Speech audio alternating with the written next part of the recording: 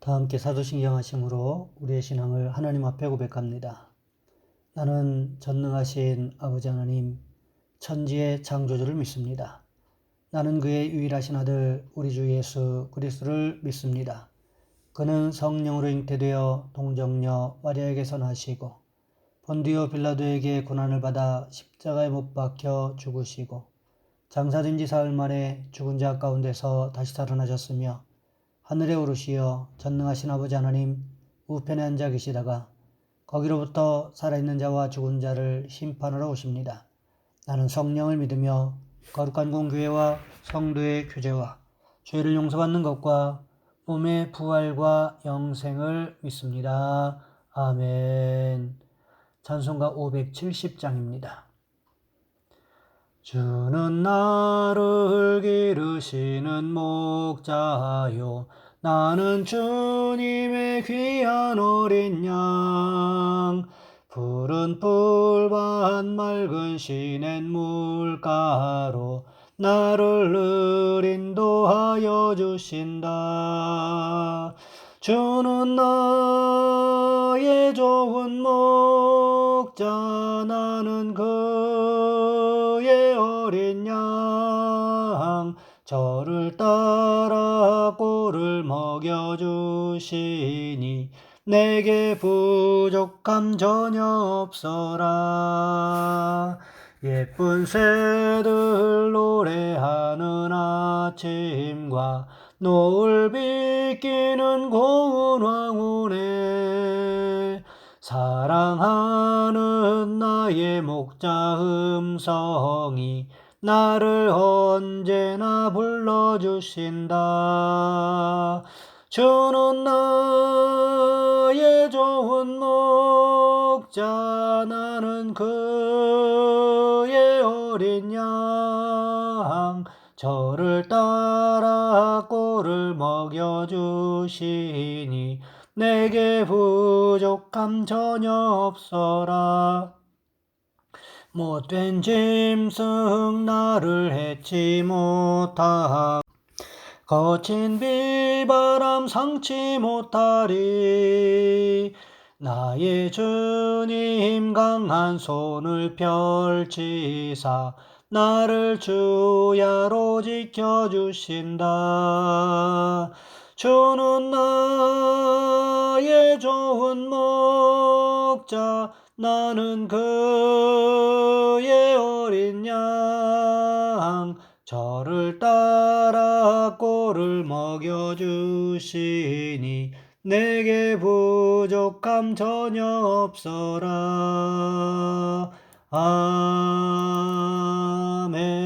아멘. 오늘 말씀 요한복음 13장에서 보겠습니다. 요한복음 13장 31절로 35절까지 말씀입니다. 제가 가진 성경은 신약성경 171쪽에 있습니다. 제가 봉독해 드립니다. 그가 나간 후에 예수께서 이르시되 지금 인자가 영광을 받았고 하나님도 인자로 말미암아 영광을 받으셨도다. 만일 하나님이 그로 말미암아 영광을 받으셨으면 하나님도 자기로 말미암아 그에게 영광을 주시리니 곧 주시리라. 작은 자들아, 내가 아직 잠시 너희와 함께 있겠노라. 너희가 나를 찾을 것이나 일찍이 내가 유대인들에게 너희는 내가 가는 곳에 올 수 없다고 말한 것과 같이 지금 너희에게도 이르노라. 새 계명을 너희에게 주노니 서로 사랑하라. 내가 너희를 사랑한 것 같이 너희도 서로 사랑하라. 너희가 서로 사랑하면 이로써 모든 사람이 너희가 내 제자인 줄 알리라. 아멘. 오늘 본문의 말씀을 가지고 하나님께 영광을 돌리는 삶이라는 제목으로 함께 말씀을 살펴보겠습니다.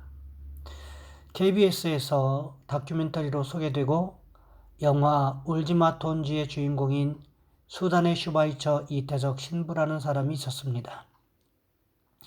이분은 한창 내전 중인 아프리카 수단에 가서 의료 선교를 하다가 2010년 1월 14일 48세의 젊은 나이로 하나님 앞에 대장암으로 부름을 받은 분입니다. 그 어머니가 부산 자갈치 시장에서 삭바른질을 하면서 10남매를 키웠어요. 그러니까 이 아들에 대한 기대가 참 많았습니다. 이 아들이 인제대학교 의과대학을 나온 다음 의사가 된 것이 아니라 부르심을 받고 성직자가 되었어요. 참 어머니의 마음이 안타까웠겠지요. 의사가 되어서 좀 자기를 도와줄 줄 알았더니 성직자가 되어가지고 또 아무도 가려고 하지 않는 저 아프리카 수단, 늘 종족 간의 전쟁이 있는 수단으로 선교사로 들어가는 것입니다. 특별히 수단 중에 남수단은 최악의 상황이라고 합니다. 말라리아와 콜레라가 창궐해서 약도 없고 수많은 사람들이 매일같이 죽어가는데 특별히 아이들이 많이 죽어간다고 합니다. 그곳에 톤즈라는 곳에 가서 아이들 또 병자들을 돌보기 시작하는데 그 지역의 유일한 의사였어요. 하루에 300명이 넘는 환자들이 찾아옵니다. 어느 날은 깊은 밤에 100km를 넘게 걸어와 와가지고 막 문을 두드려서 살려달라고, 그래서 자다가도 깨서 병을 치료해주고 그랬다는 거지요. 그래서 소문이 났습니다. 그곳에 가면 병이 고침받는다. 그러니 수없이 환자들이 몰려옵니다. 그들을 다 수용할 수가 없어가지고 손수 벽돌을 가지고 지금 그 병원을 세웠고, 또 전기가 없었기 때문에 태양열 진열기를 만들어서 냉장고를 돌립니다. 왜냐하면 백신들이 들어오면 더운 날씨에 상해버리니까 냉장고에 보관을 해야 되거든요. 그러니까 냉장고에 보관하기 위해서 태양열 집열기를 만들어 달고, 그 다음 거기에 애들을 가르치는 교육시설이 없어서 초중고 11년 과정을 만들어서 수학도 가르치고 음악도 가르치고 아주 만능이었어요. 그래서 거기서 아이들 음악도 가르치고 아이들의 유일한 미래에 대한 꿈을 이 학교에 와서 병원에서 찾게 된 것입니다. 그런데 잠시 한국을 방문해서 건강검진을 받아보니까 대장암 말긴 것이 발견되었어요. 그래서 48세의 일기로 주님 앞에 부름을 받습니다.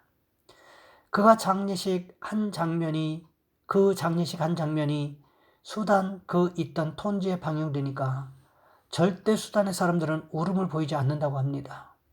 어릴 때부터 울음을 보이는 건 수치라고 그래서 울지 않는데, 이 장례식 광경을 바라보고 다들 통곡하며 울고 거기서 다시 저들이 장례식을 치릅니다. 그 귀한 뜻을 기리면서 장례식을 하는데 그가 이와 같은 말을 남겼습니다. 처음에는 여러 가지 계획들을 많이 세웠습니다. 그러나 시간이 지날수록 그들과 같이 있어주는 것이 가장 중요하다는 것을 깨닫게 되었습니다.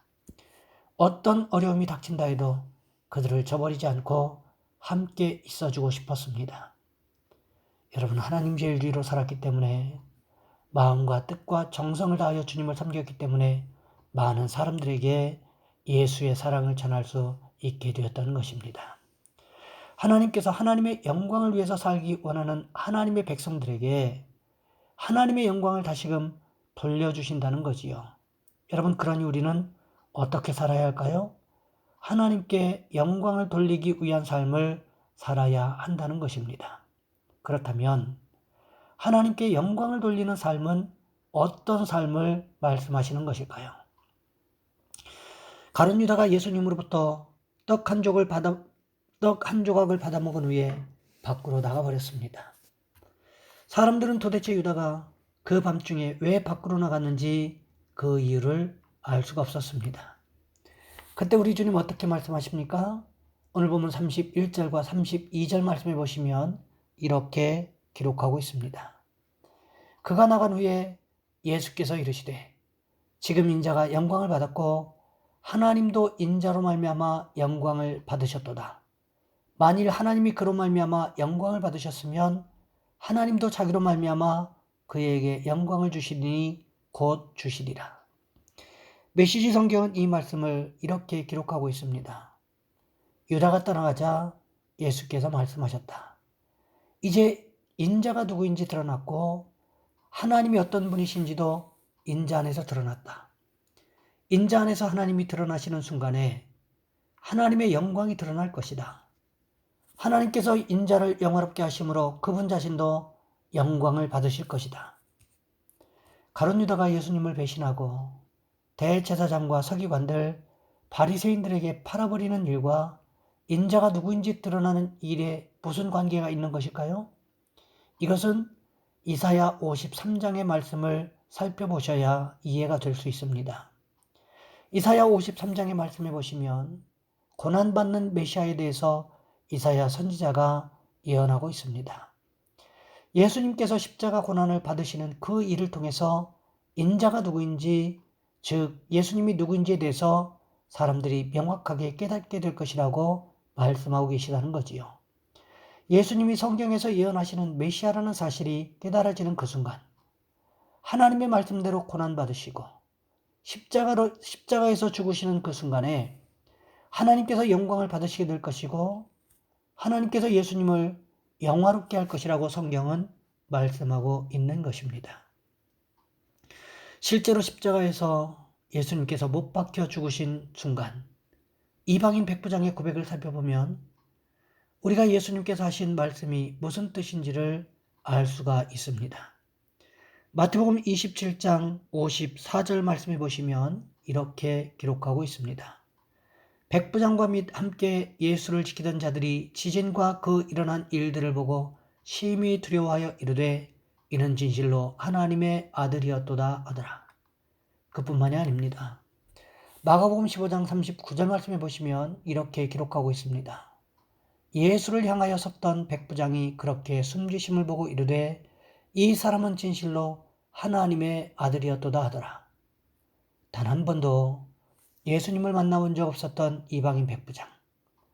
그는 예수님께서 십자가에서 못 박히신 그 순간에 일어나는 일들을 보고 예수님이 성경에 기록된 하나님의 아들이었다고 고백하고 있는 것입니다. 예수님께서 십자가를 만일 거부하셨더라면 이런 일이 일어날 수가 있었겠습니까? 그렇지 않습니다. 예수님께서 십자가에서 죽으시는 것을 거부했다면 예수님은 그리스도가 될 자격이 없었다는 거지요. 하지만 어떻습니까? 예수님께서 십자가를 지시고 난 후 이방인 백부장과 예수님의 시신을 지키던 그 사람들을 통해서 이구동성으로 그들은 어떻게 고백했습니까? 그는 실로 하나님의 아들이었도다. 이것이 쉬운 고백이었겠습니까? 그렇지 않다는 거지요. 결코 그렇지 않습니다. 예수님께서 십자가를 지시는 모든 과정을 지켜보고 또 십자가 위에서 고통 가운데 어떻게 돌아가셨는지를 보고 돌아가신 후에 일어난 일들을 살펴본 후에 그들이 스스로 내린 결론이라는 것입니다. 예수님께서는 자신의 몸을 십자가의 제물로 내놓으심으로 인하여 하나님의 영광을 드러내셨다는 것을 우리는 기억해야 한다는 것입니다. 그렇다면 우리도 어떻게 해야 되는 것일까요? 우리도 우리에게 맡겨진 십자가를 예수님처럼 담당할 수 있는 모습이 있어야 한다는 것입니다. 그러기에 사도 바울은 로마서 12장 1절에서 이렇게 말씀하고 있습니다. 그러므로 형제들아, 내가 하나님의 모든 자비하심으로 너희를 권하노니 너희 몸을 하나님이 기뻐하시는 거룩한 산 제물로 드리라. 이는 너희가 드릴 영적 예배니라. 하나님께서 기뻐하시는 것이 뭐라고 기록하고 있습니까? 거룩한 산 제물이라고 기록하고 있습니다. 자신에게 맡겨진 십자가를 묵묵히 삶의 현장에서 감당하는 모습, 그것을 사도 바울은 이야기하고 있는 것입니다. 여러분, 그러니 우리도 어떻게 해야 할까요? 우리 주님처럼 우리에게 맡겨진 십자가를 기쁨으로 감당하시는 저와 여러분 우리 모두가 되시기를 주님의 이름으로 부탁을 드립니다. 이 시간 우리 한 목소리 함께 기도합니다. 하나님, 우리도 우리에게 맡겨진 십자가를 우리 주님처럼 기쁨으로 감당하게 도와주옵소서. 또 우리의 삶을 통해서 하나님께 영광 돌려드리는 삶을 살아가게 하옵소서. 또한 우리의 직장과 사업장과 삶의 터전, 또 가정을 위해서 이 시간 우리 주여 한번 간절히 부르신 후에 한 목소리 함께 기도합니다. 주여, 사랑의 하나님, 우리를 도와주시기를 원합니다.